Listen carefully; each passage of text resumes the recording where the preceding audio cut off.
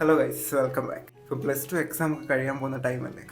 So medical courses എടുക്കാൻ പോകുന്നവരുടെ പ്രത്യേക ശ്രദ്ധയ്ക്ക് പലപ്പോഴും നമ്മൾ ഈ കോഴ്സിലോട്ടൊക്കെ വരാൻ അല്ലെങ്കിൽ MBBS അല്ലെങ്കിൽ BDS ഇങ്ങനെയുള്ള കോഴ്സസ് എടുക്കാനുള്ള പ്രധാന നമ്മളുടെ ഒരു എയിം എന്ന് പറയുന്നത്, അല്ലെങ്കിൽ നമ്മളെ മോട്ടിവേറ്റ് ചെയ്യുന്നൊരു സംഭവം എന്ന് പറയുന്നത്, ഒന്നെങ്കിൽ വൈറ്റ് കോട്ട്, സ്റ്റെതസ്കോപ്പ്, ഈ പ്രൊഫഷന് നമ്മുടെ സൊസൈറ്റിയിലുള്ള അംഗീകാരം, ഇതൊക്കെയാണ്. ബട്ട് MBBS ആണെങ്കിലും BDS ആണെങ്കിലും ഇതിനൊക്കെ ബിയോണ്ടായിട്ട് ഈ പ്രൊഫഷൻ നമ്മളിൽ നിന്ന് ഡിമാൻഡ് ചെയ്യുന്ന ഒരു ഡെഡിക്കേഷനും അതുപോലെ തന്നെ റെസ്പോൺസിബിലിറ്റി ഉണ്ട്.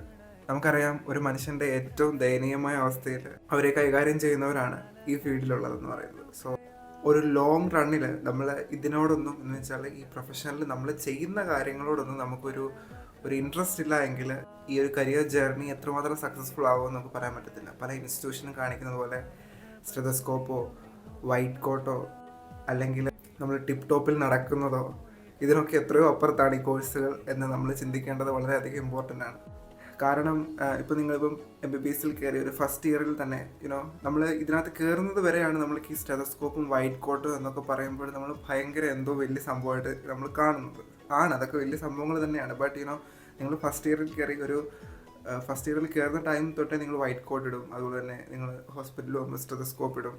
ഇതൊക്കെ ഒരു 1 to 2 വീക്സ് കൊണ്ട് തന്നെ നിങ്ങൾക്കത് നോർമലാകും. ഫോർ എക്സാമ്പിൾ, നമ്മൾ കൊച്ചിലെ LKG UKG ക്ലാസ്സുകളൊക്കെ നമ്മൾ പെൻസിലും കൊണ്ടായിരുന്നു എഴുതുന്നില്ലേ. ആ സമയത്ത് നമുക്ക് പേന കൊണ്ട് എഴുതാൻ ഭയങ്കര ഇഷ്ടമായിരിക്കും. അങ്ങനെ ഫസ്റ്റ് സ്റ്റാൻഡേർഡിൽ കയറാൻ ഒക്കെ ഞാനൊക്കെ കൊതിച്ചിട്ടുണ്ട്, കാരണം പേന കൊണ്ട് എഴുതാൻ വേണ്ടി.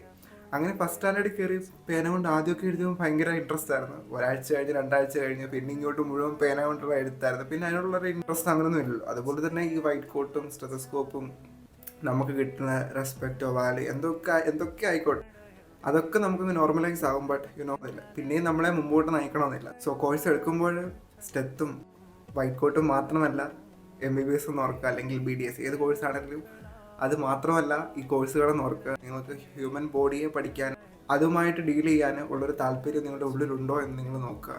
ബാക്കി ഉള്ള സ്കിൽസ് എല്ലാം നമ്മൾ ഈ കോഴ്സിലൂടെ പോകുമ്പോൾ നമുക്ക് കിട്ടും. ഈ ഒരു ബോഡിയോട് അല്ലെങ്കിൽ ഹ്യൂമൻ ബോഡിയോട് ഒരു ഇൻട്രസ്റ്റ് ഉണ്ടെങ്കിൽ വലിയ കുഴപ്പങ്ങളില്ലാതെ നമുക്ക് മുമ്പോട്ട് പോകാൻ തന്നെ കഴിയും.